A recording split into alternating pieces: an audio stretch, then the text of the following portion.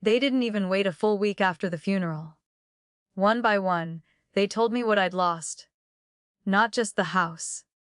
Not just her books, her garden, her lavender soaps tucked under the sink, but my place, my name, as if I had never belonged to her at all. I'm Nina.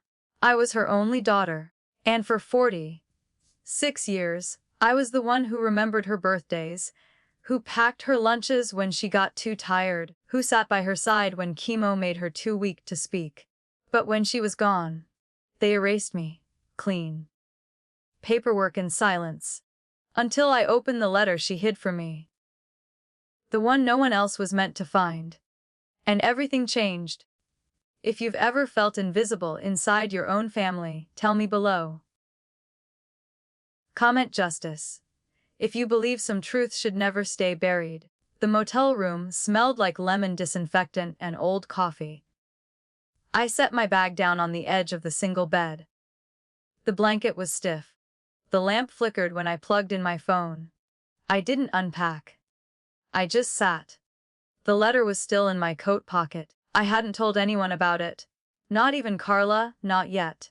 Outside, the neon VAKNCY sign blinked into the darkness like it had something to prove.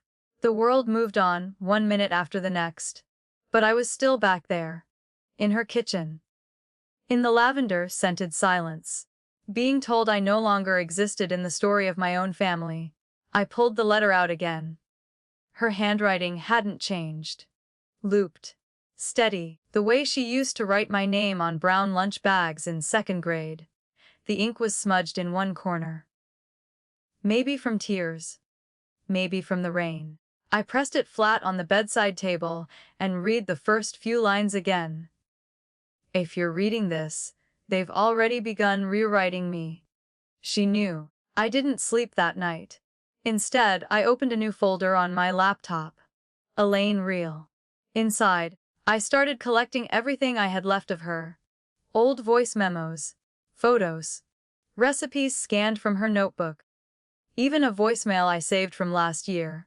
Just her humming while waiting for me to pick up. In the morning, I drove to our old bakery. More girls, back again? The owner asked. I froze. He looked over his glasses, squinting. Oh, I thought your mom. I gave him a tired smile. She passed. I'm just here.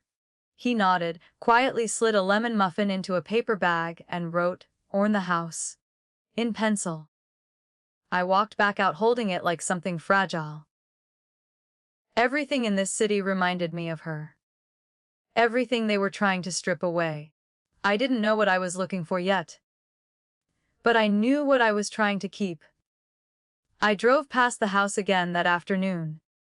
The hydrangeas were gone, the porch chairs, too. Only the white swing remained, half detached, one chain clinking softly in the wind. I didn't stop. Instead, I turned toward the public library. Mom had worked there part-time during summers. Just shelving books, helping kids find their first mysteries. It was her happy place. The front desk hadn't changed. Same bell. Same faint smell of pages and polish. Elaine's daughter. The older woman behind the desk asked. Her name tag read Marie. I nodded. She always talked about you, Marie said. Always said you were her wildflower. That word. Wildflower. Mom only ever used it when she wanted to make me feel strong and a little uncontainable. Marie reached beneath the counter and pulled out a book wrapped in brown paper. She left this, she said. Asked us to give it to you if you ever came by. My fingers trembled. No one else knew about this. Not James. Not Dad. I took it outside and unwrapped it in the car. It was a battered hardcover. A Tree Grows in Brooklyn. Her favorite. Inside was a folded note. For when the soil feels dry. Remember. Roots don't forget. I closed the book and pressed it to my chest. That evening, I opened one of Mom's old recipe cards. Her handwriting again. Smudged flower fingerprints in the corner. She'd written, "Don't skip the lemon zest," in all caps. That's when I started crying. Not loud. Not broken. Just soft tears that landed on the laminate countertop of the motel kitchenette. I made the lemon muffins from scratch, measuring each ingredient like it mattered. Like it connected me to something they hadn't stolen. The scent filled the room. Real lemon, not cleaner. I poured tea into one of the motel mugs, wiped the counter clean, and opened my laptop again. One folder wasn't enough. I created another. Proof of love. That night, I uploaded every scanned note, every photo of our garden, every screenshot of texts she'd sent with hearts and, "Bring a jacket." Reminders. They said I had no legal claim. But love leaves evidence. And I was going to collect every single piece of it. 2 days later, I returned to Mom's church. Not for a service. Just to sit. The front doors were unlocked, like always. I stepped inside and felt the warmth wrap around me. Pews worn smooth. Stained glass humming faint gold across the floor. This had been her space, too. I slipped into the back row. A woman was kneeling near the altar. I recognized her from the memorial, Mrs. Henderson, one of Mom's teacher friends. She taught 3rd grade next door. When she stood, she turned and caught my eye. "I'm so sorry, Nina," she said softly. "Elaine adored you. Always said you were her mirror." I forced a smile. "That's not what everyone says now." She walked toward me, set her handbag down, and placed a folded paper in my palm. "I wasn't sure you'd come back," she said. "But your mom, she asked me to hold on to this, just in case." My breath caught. It wasn't a long letter. Just a note in her handwriting. "If things go quiet too soon, it's because someone silenced them. Keep looking, I'm still here. Still here." I left the church with that sentence ringing louder than any sermon. That evening, I spread everything I had across the motel bed: letters, notes, voice memos, photos. And then I remembered the cedar box in my storage unit. The one I almost didn't bring from Portland. It was dusty, wedged behind suitcases I hadn't opened in years. I pulled it out, heart pounding. Inside in an old USB drive. I didn't remember packing it. Just a small silver stick labeled in Mom's handwriting for Nina. "If they forget." My hands shook. I plugged it into my laptop. A folder popped up, dozens of files. Some labeled Garden Budget, Studio Sketches, Elaine 2021, and just one named Will Draft 1. My breath hitched. I opened it. It wasn't signed. It wasn't official. But it was hers. My name, written clearly, next to the line that read, "Home studio and reading room to be passed to Nina Moore." No one else had seen this. Maybe they didn't want to. But now, it was in my hands. And I wasn't going to let it disappear. If you found a version of the truth no one else believed, would you speak it or protect your peace? I printed the draft, held it under the yellow motel lamp. Her signature wasn't there. No date. No notary.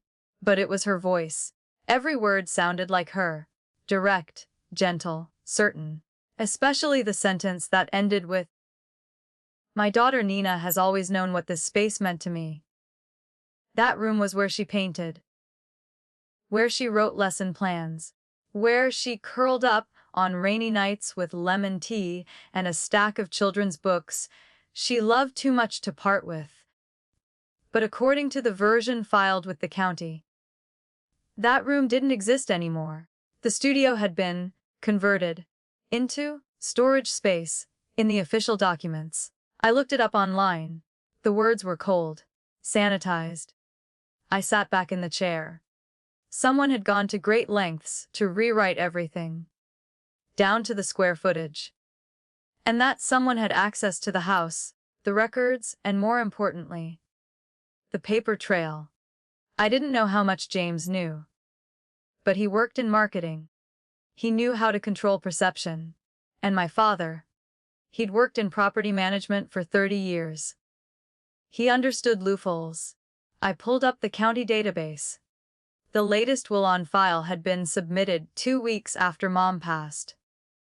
That alone wasn't strange. But the name of the filing agent stood out. Kendra M. Lewis. My stepmother. I hadn't even known she was involved in Mom's estate. The phone buzzed. Carla. Hey, she said, voice soft. You okay? I found a draft. A will. One that actually mentions me. A pause. Is it valid? No signature. But it feels real. Then we dig. Her voice steadied me. Carla had always been the one who believed in facts, even before feelings. There's an old contact of mine, she said. Paralegal. Quiet. She might help. I nodded slowly, staring at the screen. If they altered official documents, then this wasn't just grief anymore. It was erasure, by design. And I wasn't going to let it stay that way. Carla gave me a name, Margot Dennis. Former estate paralegal, now semi-retired, living just outside Tacoma. We met at a diner off I-5. She wore a forest green cardigan and glasses with one cracked lens. Didn't bother to hide the cigarette tucked behind her ear. You're Elaine's daughter? She asked, sliding into the booth. I nodded. She was one of the few who smiled with her eyes. Margot said, Go on. Tell me why you think someone's messing with her papers. I placed the unsigned will draft on the table, followed by the new filing from the county. She didn't flinch, just pulled out a small magnifying glass from her coat and examined both. Different formatting? She muttered. Different software. Look at the margins. Spacing's off. I leaned closer. She tapped the bottom corner of the new will. This one was printed from a template. I'd bet money it's the kind people buy online, fill in the blanks. Could it be valid? I asked. She shrugged. If it's notarized, filed, and no one contests it, yeah, it becomes law. But what if it's false? She gave me a long, quiet look. Then you need to prove someone had motive, access, and intent. I swallowed hard. My stepmother filed it. That made her raise an eyebrow. And who benefits the most? My dad. And James. She took a sip of her coffee, then flipped the unsigned draft back to me. Handwriting analysis. Timeline inconsistencies. Anything that shows your mother had intentions that got erased. I have more, I said quietly. Letters. Notes. A USB. Good. Start organizing them. Dates. Context. Who else saw what? If there's even one inconsistency in the official version, we crack it open. When I got back to the motel that night, the hallway felt colder. Quieter. On the door, someone had slipped a typed note under the handle. You're disturbing the past. Let it go. No name. Just that. I stood there for a long time, staring at the paper. No one knew where I was staying. No one except Carla and Margot. And I trusted them. Which meant someone else was watching. And whoever they were, they wanted silence. I didn't throw the note away. I pinned it to the wall above my laptop. A reminder. Not of fear, but of proximity. If someone felt threatened enough to warn me, that meant I was close to something real. I spent the next morning scanning every document Mom had ever handwritten. Cross-referencing dates, phrases, even ink patterns. She always signed her name with a flourish on the E. The will filed by Kendra. Flat, straight line signature. Almost robotic. It didn't feel like her. I sent photos to Margot. She called me 20 minutes later. 2 different hands. She confirmed. We'll need a certified analyst. But I'd bet that Elaine on the official will isn't your mother. I sat back. The air in the motel felt too still, like it was holding its breath with me. I opened my email and drafted a message to Carla. Subject, can you track printer origin on scanned docs? She replied in 5 minutes. If we get access to the metadata, maybe. Why? I uploaded both PDFs and waited. She sent back a voice memo. The county file has no embedded metadata. means someone scanned it from a hard copy and wiped it clean. That's not standard. Another hole. Another crack. I stared at the folder labeled, "Proof of Love." This wasn't just about inheritance anymore. It was about truth, and the people willing to bury it for convenience. That night, I sat in the car across from the house. The porch lights were off, but a faint glow pulsed from the back room. Mom's old studio. Someone was in there. I couldn't see who, but I saw the shadow move, and it wasn't James. Too tall. Too still. I gripped the steering wheel tighter. Then the light went out. Whoever it was, they didn't want to be seen. But I had seen enough. And now I had a choice. Do I confront what I know? Risk burning the little family I have left? Or do I step back, protect my peace, and let the past stay buried? If your mother's legacy was erased, but exposing it meant destroying what's left of your family, what would you do? I didn't sleep that night. The shadow in the studio kept looping through my mind. Was it my father? Was it someone he hired? By morning, I knew I couldn't keep circling. I had to go in. I waited until Sunday, when James and Kendra would be at brunch, like clockwork. They never missed their overpriced Eggs Benedict and mimosa routine. I parked around the corner, wore a baseball cap low, and pulled my scarf high. The spare key was still taped under the loose plank on the back porch. Same hiding spot since I was a teenager. The lock clicked open like muscle memory. I slipped inside. Everything smelled different. Less lavender, more lemon disinfectant and designer wood polish. Sterile. The living room was staged now. Minimalist. Cold. No family photos. No signs that my mother ever lived here. But the kitchen still had her teapot. Chipped, blue ceramic. A faded sticker that read property of room 214 from her old classroom. They'd left that behind. Or maybe they hadn't noticed it mattered. I stepped down the hall and into the studio. That room had always been hers. Sunlight used to pour through the high window, painting the floor with golden stripes. But now blackout curtains hung from rods, closed tight. The walls were empty. No art. No sketches. No color. Just a sleek desk, a locked filing cabinet, and a tall metal printer in the corner. Industrial. Too large for a home. I moved slowly, listening for footsteps. Nothing. I opened the desk drawer. Paper. Envelopes. A few unused legal pads. Then, tucked beneath, a receipt. Custom legal document, printing, Lewis and Baynard Notary Services, March 18, 2023. That was 3 days before the new will had been filed. I took a picture of it, folded the original and slid it into my coat.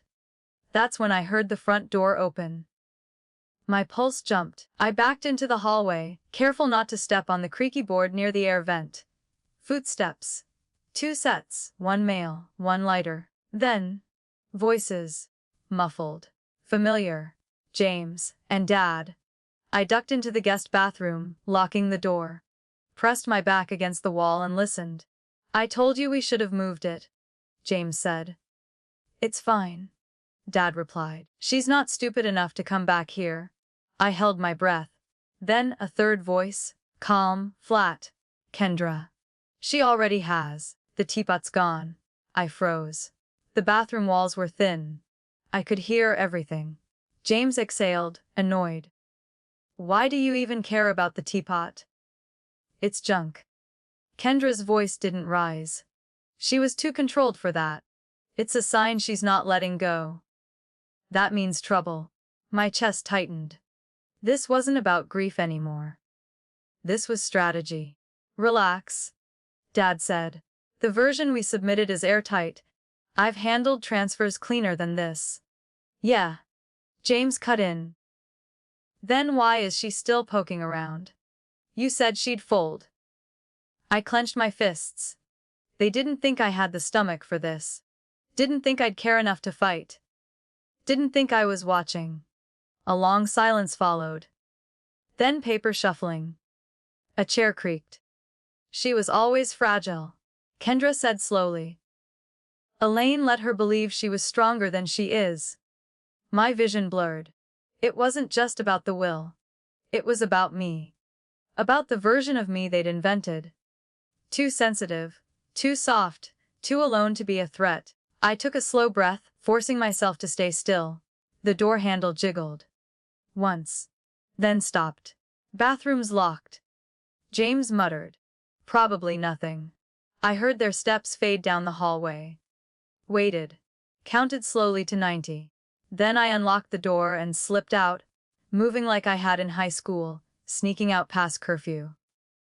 At the back door, I paused, grabbed one more thing off the counter, Mom's recipe box. It looked untouched, but I knew that's where she'd kept her handwritten records. Every date, birthday, payment, contact. She was old school like that. I tucked it under my coat and stepped into the sunlight. Didn't breathe until I was in the car. My hands were shaking. Not from fear. From clarity. For the first time, I saw it clearly. They had rewritten her. And they were trying to rewrite me next. I started the engine and backed away from the curb, one hand gripping the steering wheel, the other still clutching the old blue box. Like it was sacred. Because maybe it was. Back at the motel, I didn't speak. Didn't turn on the lamp. I placed the recipe box on the bed like it might break. The lid creaked as I opened it. Inside were the things that didn't belong in courtrooms or official files. Handwritten notes in faded ink, birthday lists, grocery tabs, and in the very back, an index card with a name and number, Helen Park, attorney. Written in Mom's loopy script, underlined twice. I sat with that card for a long time. Helen had been her friend once. I remembered her. Gray scarf, red lipstick. Came by on weekends with scones and stories from law school. Maybe Mom had trusted her with something. Maybe she hadn't. I didn't know what Helen knew. But I was running out of people to trust. I texted Carla. Do you know a Helen Park? Real estate lawyer. Maybe retired, she replied fast. Yes. Quiet. Took on pro bono elder cases. Why? I sent her the photo of the index card. Then opened the document folder again. I couldn't ignore the pattern anymore. The studio removed from county blueprints. The new will submitted through Kendra's notary. The erased metadata. The casual, bone-deep way they all spoke about Mom like she was a phase they'd endured. It made me sick. I opened Mom's draft will one more time. The phrasing wasn't legalistic. It was emotional. Human. Nina understands this space. She will protect what it holds. I didn't cry. I just whispered into the room. I will. And then I reached for the phone. Dialed the number on the card. A few rings. Then voicemail. You've reached Helen Park. Leave a message. I breathed in. Then, voice steady. My name is Nina Moore. Elaine Moore's daughter. If you knew anything about her wishes, anything at all, please call me back. They're trying to erase her, and they think I'll stay quiet. I hung up. Outside, a storm was rolling in, soft thunder, no rain yet. But I felt it. In the air, in my bones, because I had two choices now. Make this public. Or walk away. And either way, there would be no going back. If speaking the truth meant standing completely alone, would you still do it? Or would you keep your peace and lose her all over again? I went back to the garden that weekend. The city had planted new flowers outside the library. Pansies, marigolds. But no lavender. The old corner where Mom used to sit on breaks, under the maple tree. Gone. Now a sleek metal bench, bolted to the sidewalk. I sat anyway. Let the cold metal press into my back. It was the first time I realized something. I wasn't just losing my mother. I was losing the version of the world where she'd ever existed at all. They weren't just stealing rooms or signatures. They were repainting the whole canvas. Removing every stroke that had her touch. That night, I dreamt of our kitchen. Mom humming while grating lemon zest. Me, 11 years old, drawing a dragon on the fridge with a magnet. But in the dream, the fridge was empty, no magnets, no sound. She was gone, and the whole house smelled like bleach. I woke up gasping. The motel ceiling stared back, yellowed, cracked. I didn't cry. Not then. But something in me went still. I didn't want tea. Didn't want to open the laptop. I just wanted silence, the kind that didn't ache. Later that day, Carla called. "Got anything?" she asked, voice clipped, efficient. "No." I paused. "Yes, but it doesn't feel like enough. You said there was a lawyer." "She hasn't called back." Carla exhaled. "Nina, you have more than most people ever get. You have her handwriting. You have receipts. You have motive." I didn't answer, because I wasn't sure I had anything that mattered anymore. James had posted photos online that morning. Him, Dad, Kendra, laughing in the backyard, my mother's backyard. The caption read, "Reclaiming peace. Some things are worth letting go." I stared at the screen. There was no photo of Mom, no mention of her, just drinks, patio lights, and my absence, like I never existed, like she never chose me. That night, I unplugged everything. Laptop, phone, even the lamp on the nightstand. I needed the dark, needed to hear what my thoughts sounded like without the buzz of fax and files and inbox pings. Just me. And the echo of her voice in my memory. She used to say I held on too tightly. "Nina, let it breathe." She'd whisper when I rewrote essays 5 times, or stayed up repainting a corner of my room that already looked fine. Sometimes it's okay not to fix everything all at once. But this didn't feel like something I could let breathe. This felt like suffocation. I curled up under the stiff motel blanket. My hands found the soft knit of Mom's scarf, the one I'd tucked in my suitcase, just in case. It still smelled like her. Faint citrus, that vanilla hand cream she always kept in her purse. I pressed it to my face, and finally, I broke. Not the loud kind of broken. Just a slow collapse.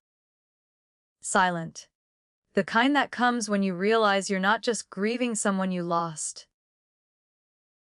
You're grieving who you were when they still saw you. When I woke, it was almost noon. I hadn't slept that long in years. There was one message on my phone. Unknown number. Text only. She kept the first version. "I'll talk. Meet me Tuesday." No names. 11 m. Jefferson Park. No signature. But I knew it was Helen, or someone close enough to her. I stared at the message, thumb hovering over the screen. My hands didn't shake this time.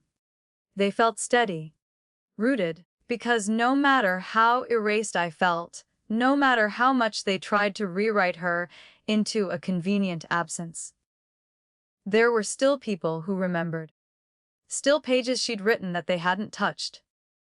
Still pieces of her that lived in me. And they couldn't redact that. Not with paper.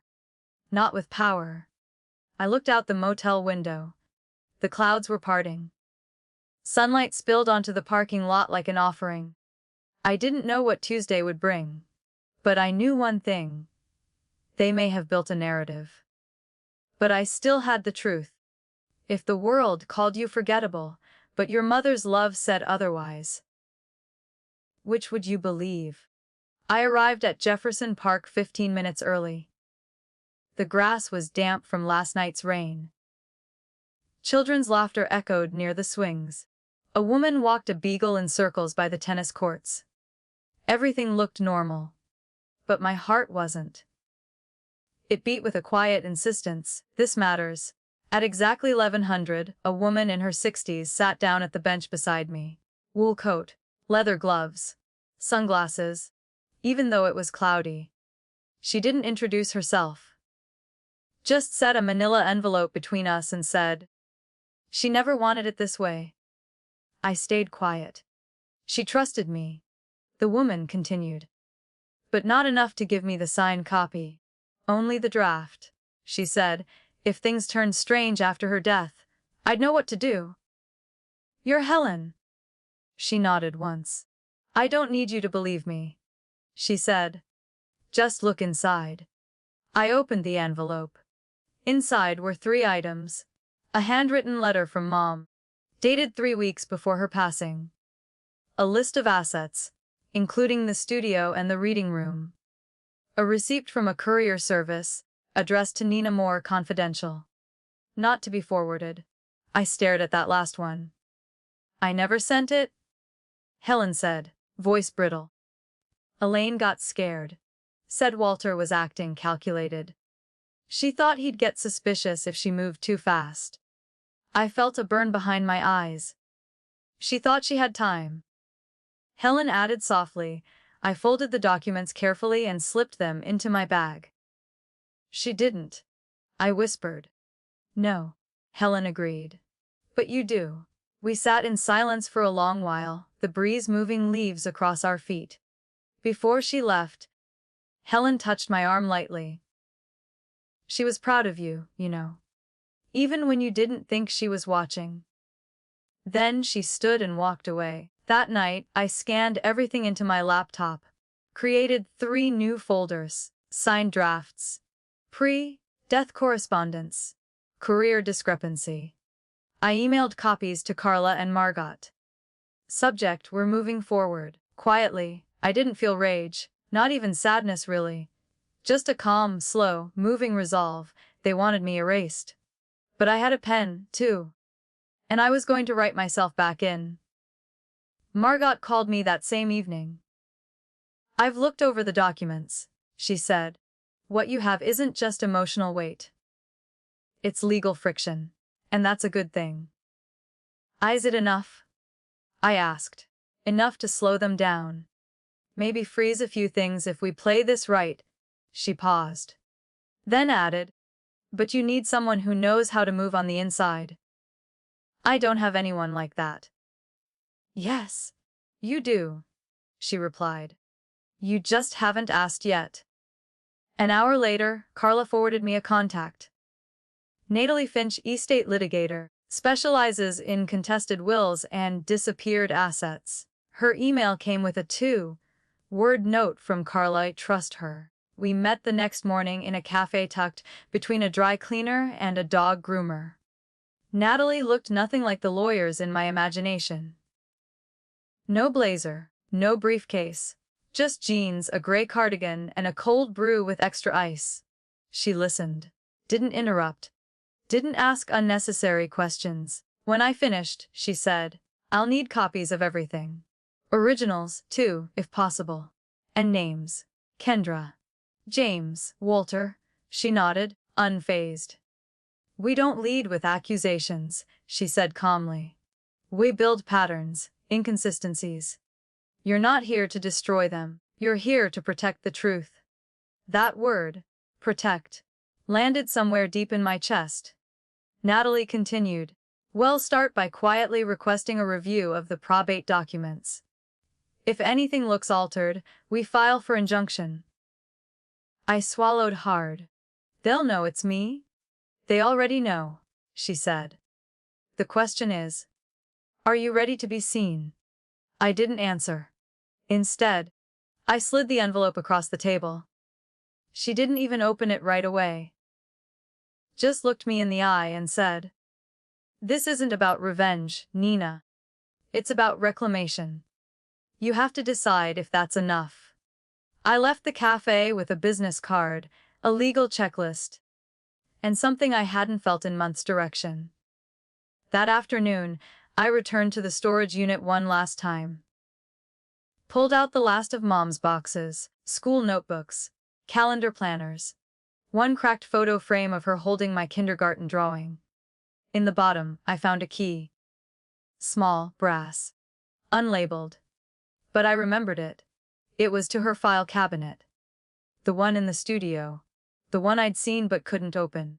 They probably didn't even know she had a second set. I held the key in my palm. And whispered, Let's finish this. I waited until dusk. The neighborhood was quiet. Warm porch lights, the occasional sound of sprinklers ticking in the grass. From the corner of the street, the house looked the same. But I wasn't the same.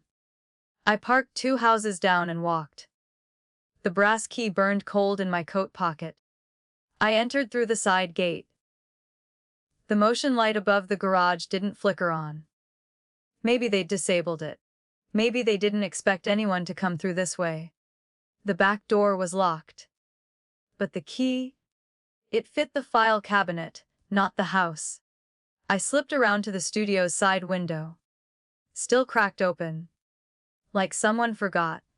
Or someone thought no one would dare. I climbed through slowly, careful not to knock anything. Inside, the room was still sterile. But the cabinet was there. Tall.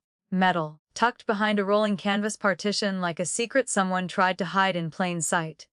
I knelt. Inserted the key. Click. It opened. Inside, folders. Labeled in Mom's handwriting. Medical. Legal. House. Education. Retirement. Studio blueprints. And one at the very back. Personal. My fingers went straight for it. Inside were letters. Notes. Photos of us. But also 2 notarized forms, one transferring limited property access to my name in 2021. The other a signed copy of her will. Not the final one, but more complete than any draft I'd seen. And with one critical difference. It was dated earlier than the one Kendra had filed. Signed. Dated. Witnessed. And in it, the studio and reading room were mine. I stared at the paper until my breath caught. This wasn't just a piece of proof, it was hers. Her signature. Her words. Her trust. I tucked it into my bag, and that's when I heard it. A creak. Floorboards behind me. I turned. My father stood in the doorway. No yelling, no rage, just tired eyes. "You shouldn't be here," he said quietly. "Neither should this." I replied, holding up the will. He didn't move. "I trusted you to let her go," he said. "Not dig her up." I stepped back, hand still on the cabinet. "I'm not digging her up," I said. "I'm putting her back." We stood in silence. Years of distance crackling between us like an old fuse box waiting to blow. I walked past him. Slowly. No words. Only gravity, and as I stepped out the door I knew what came next would break something. Maybe everything. If justice meant destroying the very people who once held your childhood, would you still choose it? Or would you protect the shell of peace they left behind? I didn't look back as I stepped off the porch. The will was tucked against my chest, beneath 2 layers of fabric, like it needed to feel my heartbeat to know it had finally made it home. The next morning, I walked into Natalie's office at exactly 8:00 a.m. She looked up from her tablet, coffee already half gone. I placed the folder in front of her. Didn't speak. Just let her open it. She flipped through each page slowly, eyebrows furrowing deeper with every signature. When she reached the notarized section, she stopped. "Who else has seen this?" "No one but me," I said. "And now you." She nodded. "Then we move." Her fingers were already tapping the screen, drafting language, pulling reference codes, calculating timelines. "Well, file for injunctive relief first," she said. Then motion for discovery. "You said they filed a version with a notary named Cheryl Krantz." I nodded. "She's been suspended before. I want her entire stamp history. We'll subpoena her if we have to." For the first time since this began, I didn't feel like I was reacting. I was leading. I was deciding what happened next. Natalie paused mid-sentence. "How public do you want this?" I hesitated. "I don't need cameras," I said quietly. "But I don't want it buried again." "Good," she replied. "Because you're going to be on record." That afternoon, I called Carla and asked her to meet me at Mom's old library. The garden had been replanted since the memorial. Still no lavender. But the bench was clean, dry. I handed her a copy of the will, watched her eyes scan each line. When she finished, she looked up. They'll come for you now. I know. Are you ready for that kind of silence? I knew what she meant. The kind of silence that follows you when people you once loved stop returning calls. The kind that stretches across a dinner table even when it's full. I'd rather be alone with the truth than surrounded by a lie. Carla smiled, sad but proud. Then let's make this count. The community center smelled like fresh paint and coffee. Rows of plastic chairs lined the room, half full by the time I arrived. Mostly familiar faces. Retired teachers, librarians, neighbors from my childhood street. At the front stood a long folding table draped in a plain white cloth. A microphone. A glass pitcher of water. Nothing dramatic. Natalie stood beside me, calm and unreadable in a navy blazer. "You ready?" she asked. I nodded. "They're not the courtroom," she said. "But they're the court of memory. Sometimes that matters more." We began with quiet. No announcement. Just me walking to the mic. A few heads turned. Some whispered. One woman near the easel murmured, "Lane's girl." I cleared my throat, heart pounding. Not with fear. With clarity. "My name is Nina Moore," I began. "I'm the daughter of Elaine Moore, who many of you knew. Not just as a teacher, but as a friend, a mentor, a neighbor." Someone in the second row nodded slowly. A man near the back uncrossed his arms. I continued.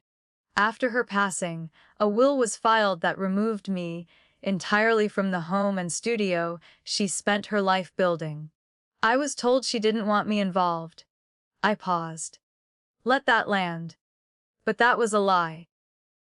I reached into my folder and held up the signed copy, high enough for those in the front rows to see. This document. Signed, witnessed, notarized. Names me as the caretaker of her creative legacy. It was hidden. Suppressed. Rewritten by people who assumed no one would ask questions. The silence was sharp. Listening, I took a breath. She called me her wildflower. Said I grew in places others overlooked. And then I said it. I'm not afraid anymore. Natalie looked up from her notes. Carla, standing near the door, gave me a single, proud nod. I looked across the crowd. Some smiled. Some didn't. But no one looked away. I'm not here to shame. I finished. I'm here to correct the record. To restore what was taken. Not just from me, but from the woman who planted roots in this town and was nearly erased from it. A woman in the back, Mrs. Henderson from the church, stood, clapped, once, twice. Then more followed. A slow ripple. Not thunderous, not viral, but real. And I felt something shift. Not around me, inside me. They saw me. Not as a broken daughter. Not as a rumor. But as someone who stayed. And stood. The next day, we filed the injunction. Natalie submitted everything: the signed will, the notarized property draft, the courier receipt, and the metadata analysis Carla pulled from the original file. It wasn't just paperwork. It was a map of how they'd buried her. The county clerk barely blinked as we handed over the folder. Routine to them. Revolution to me. When we walked out, Natalie turned to me. They'll respond within 7 days. And when they do, it won't be quiet. I nodded. I'm done whispering. That afternoon, I went back to Mom's house. Not to sneak, but to stand. I didn't ring the bell. I stood at the edge of the lawn. Hands in my coat pockets, eyes fixed on the window of her old studio. Kendra opened the door. She didn't step out. Didn't wave. Just stared. James appeared behind her, arms crossed. My father didn't show. I wasn't there for conversation. I wanted them to see me. To know I was real. To feel what it meant. When a story they'd edited started rewriting itself. Natalie's voice echoed in my mind. You're not here to destroy them. You're here to protect the truth. Still, part of me wondered. Was that what this looked like from the outside? To the neighbors. The family friends. Did it look like vengeance? Did it look like a daughter hungry for something that couldn't be returned? Later that evening, Carla and I sat on her porch.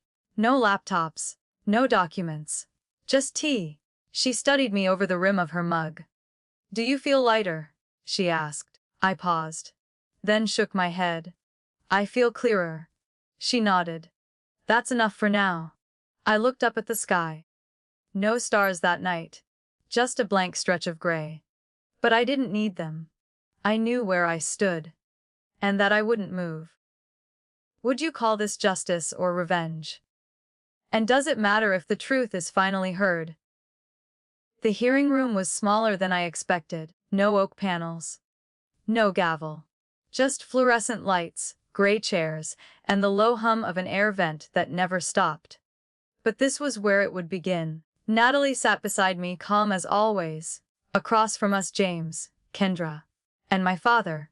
He wouldn't look at me. Kendra did. Her face was unreadable, like she'd practiced that mask in front of a mirror. The judge entered without ceremony. She adjusted her glasses, glanced at the folders in front of her. "Ms. Moore," she said. "I understand you're contesting the will filed March of last year."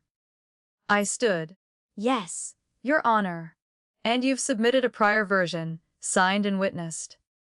"Yes." "Along with records that document its existence and suppression." I handed over copies. Natalie added the certified envelope from the courier service Helen had never sent. James shifted in his seat. Kendra didn't blink. Natalie spoke next, clearly, deliberately. "Wally believed the later filing was not only invalid, but deliberately timed to override a previous version that granted property rights to Ms. Moore.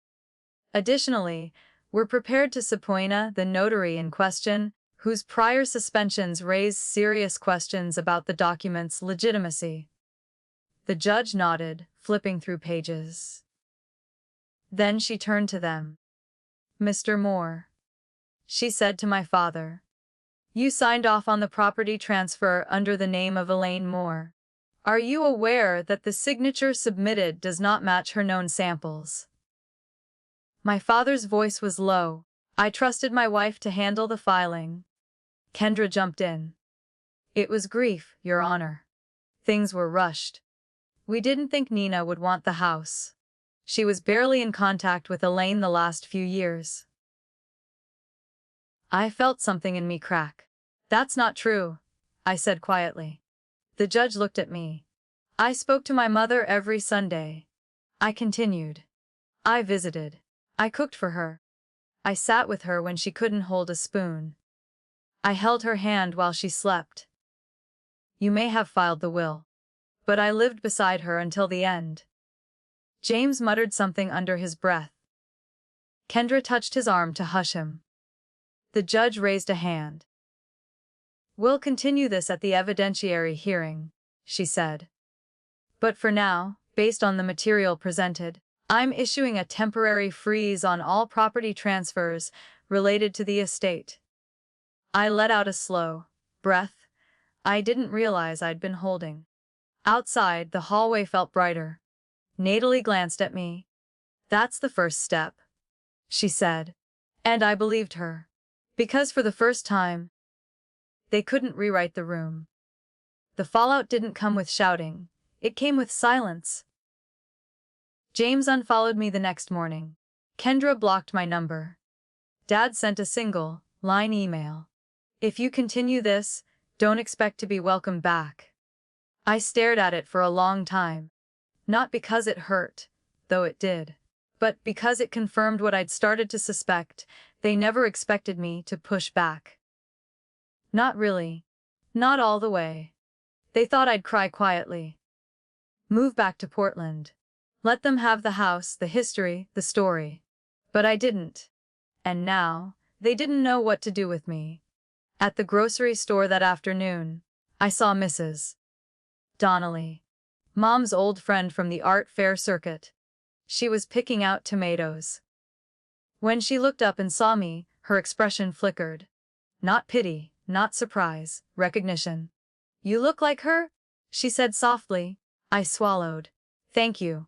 I saw the article, she added. Someone posted about the hearing in the community board. Of course they did. She leaned closer. She always said you were her mirror. Don't let them smudge that.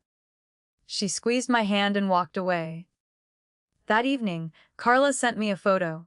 It was a blurry shot of the old library garden. Someone had replanted a small patch of lavender. No name, no sign. Just soft purple against the earth. I didn't know who did it. But I knew why. Some truths don't need a microphone. They just bloom. Later that week, I got a voicemail from an unknown number. I played it on speaker. A man's voice. Measured, older. This is David Reese. I worked with your mother at the school board. I reviewed some budget drafts recently and found something you may want to see. She filed a grant for an arts annex 6 months before her death, with your name listed as program lead. Call me back. I hit replay. Then again. It was like the past had left fingerprints everywhere. Quiet ones. Waiting for someone to uncover them. And now, one by one, they were surfacing. Not because I forced them. Because I stopped hiding. He asked to meet at the old marina. Not the courthouse. Not the house. Just a weathered bench overlooking gray water and seagulls that never stopped circling. I arrived first. Sat with my coat zipped and hands in my lap. 10 minutes later, he walked up. Slower than I remembered. Hair thinner. Posture not quite as straight. He didn't sit right away. Just stood beside the bench, hands in his pockets, looking out at the tide. I didn't think you'd go this far, he said. I didn't think you'd erase her. Silence. Then he sat down. She was sentimental, he said. Too soft when it came to you. I turned. You mean she loved me? He didn't answer. The water slapped gently against the dock. I grew up with nothing. He continued. Built everything from scratch. When she got sick, I panicked. Thought, if we didn't protect the assets, everything would unravel. So you rewrote her.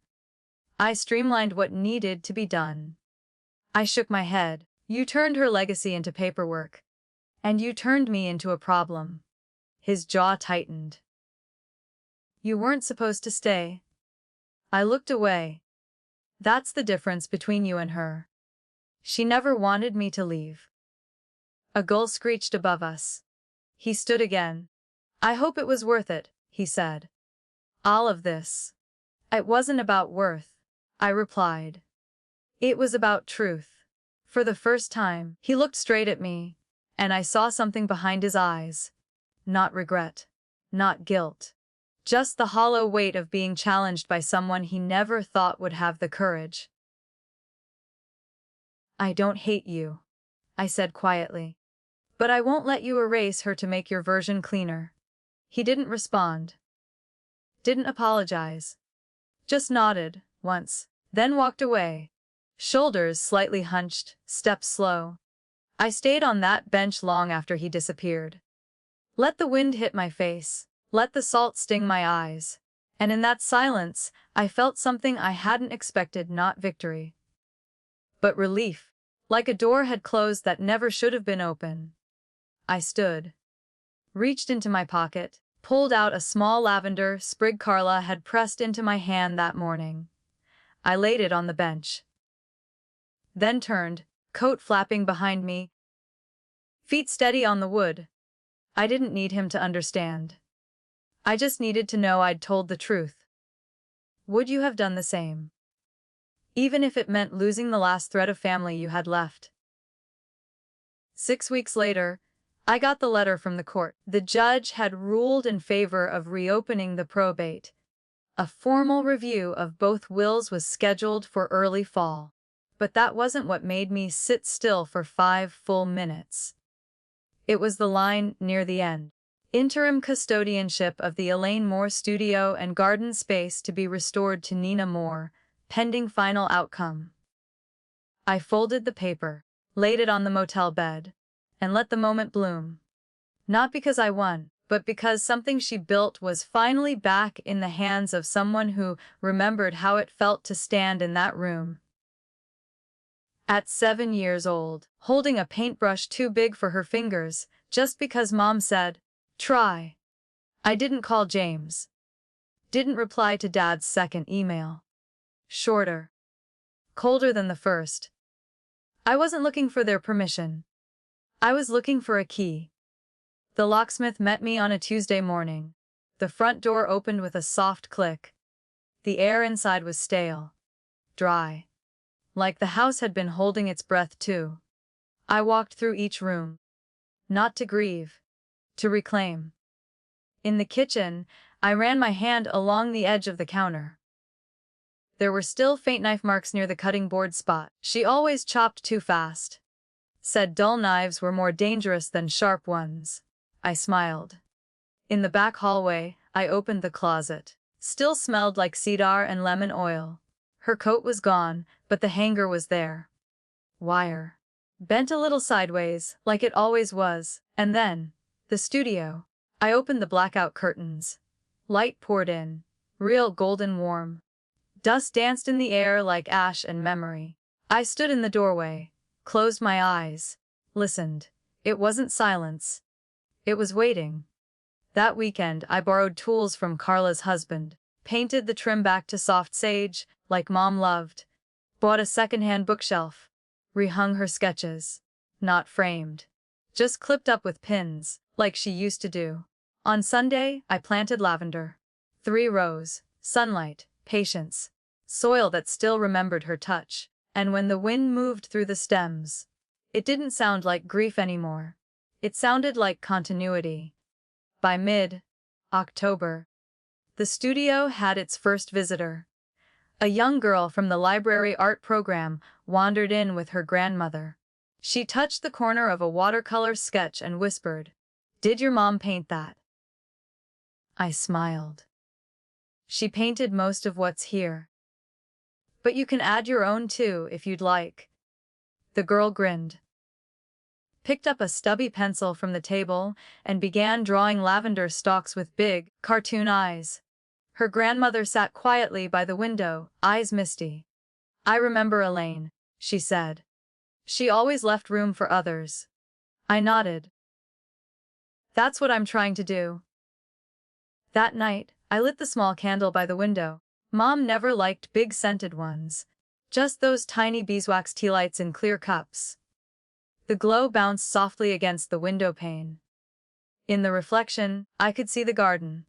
The lavender had taken root. Still short, still growing. But alive. Carla dropped off a care package later that week. Tea? Muffins. A mug that read "Keep going."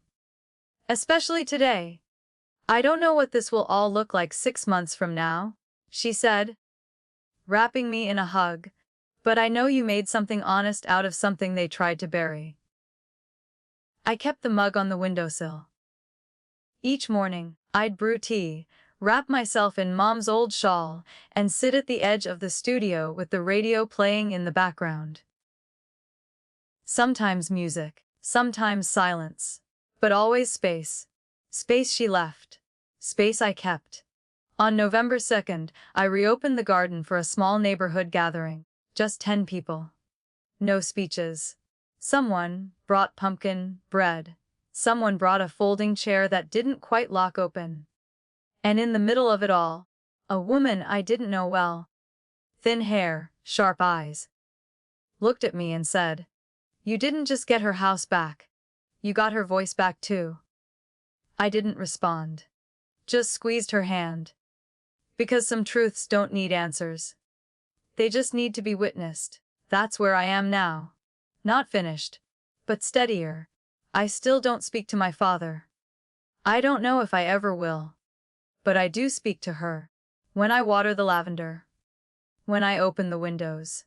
When a child picks up a brush without asking permission first. I speak through everything she left behind. Because this was never just about a house. It was about the story inside it, and reclaiming the right to tell it. If you've ever felt erased, by silence, by family, by time, know this: The truth doesn't fade just because someone rewrites the paper. It waits. For light. For breath. For you. You are not alone. Every ending can be a new beginning. And legacy. Sometimes it starts with just one person saying, "She mattered." And I remember. The studio is quiet now. But when sunlight warms the lavender, I feel her. Still here. Still mine. Justice didn't roar. It whispered. And that was enough. If you've ever fought to protect someone's truth, when no one else would, tell me below. You are not alone. Every ending can be a new beginning.